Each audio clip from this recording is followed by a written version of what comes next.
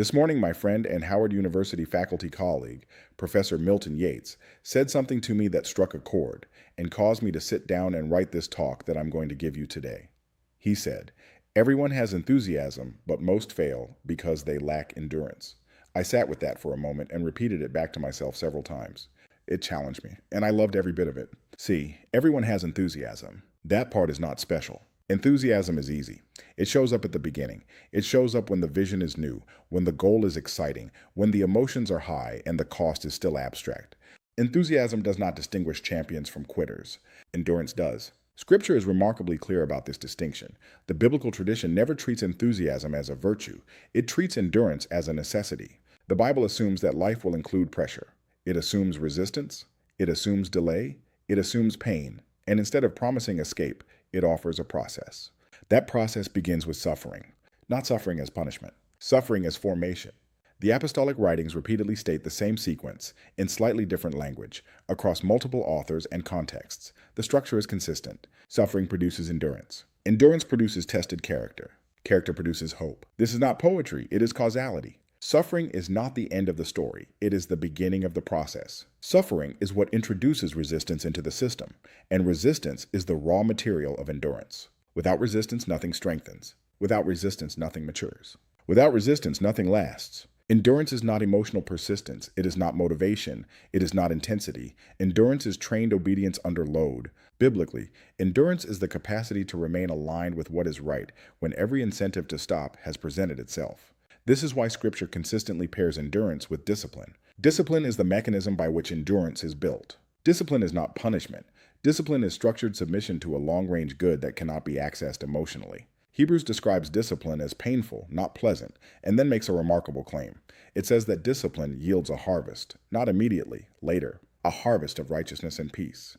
That phrase matters. Righteousness in biblical terms is not moral performance. It is alignment. It is right order. It is being positioned correctly in relation to God, to others, and to one's purpose.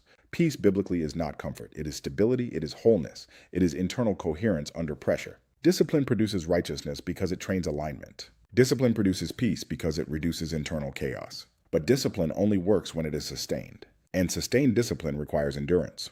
This is where most people fail. They begin disciplined. They begin structured. They begin committed. But when suffering arrives, they interpret it as a signal to stop rather than a signal that the process is working. This is how and why most divorces occur. This is basically how most losses in life occur. People quit, as the great Napoleon Hill would say, 3 feet from gold. Biblically, suffering is not a sign of failure. It is a sign that formation has begun. James writes that trials test faith, and that tested faith produces endurance, and that endurance must be allowed to finish its work. That phrase matters, finish its work. Endurance is not something you use briefly. It is something you remain inside of until the work is complete. This is why enthusiasm fails. Enthusiasm wants results without process. Endurance accepts process as the cost of results. Enthusiasm obeys when it feels good. Endurance obeys when it is costly. Enthusiasm reacts. Endurance remains. Biblical discipline is not about intensity. It is about faithful repetition under constraint. You pray when prayer feels dry. You train when progress is slow. You stay obedient when recognition is absent. You remain consistent when outcomes are delayed. That is endurance. And endurance changes you. It strips illusion. It kills entitlement. It removes the need for applause. What remains is substance. Scripture refers to this as tested character. Tested character is not theoretical virtue. It is proven integrity under pressure. It is who you are when escape would be easier. It is who you are when compromise would be rewarded. It is who you are when quitting would be justified. And tested character produces hope, not wishful thinking, not optimism. Hope, biblically, is confidence grounded in evidence. Evidence that you have endured before. Evidence that discipline works. Evidence that suffering does not have the final word. This is why disciplined people move differently. They are calm under pressure because they have trained there. They are patient in delay because they have lived inside process. They are stable in uncertainty because endurance has already reorganized their nervous system. They have harvested righteousness. They have harvested peace. This harvest is not accidental. It is cultivated. No farmer panics when the seed disappears into the ground. No farmer expects fruit the next morning. No farmer mistakes buried seed for failure. The Bible consistently uses agricultural metaphors for discipline because discipline requires trust in unseen growth. You sow obedience. You endure the season. You reap formation. Everyone wants the harvest. Few want the discipline. Everyone wants peace. Few want the training that produces it. Everyone wants righteousness. Few want the alignment that requires endurance. This is the dividing line. Not talent, not intelligence, not enthusiasm. Endurance. Endurance is what allows discipline to complete its work. Discipline is what turns suffering into formation. Formation is what produces righteousness and peace.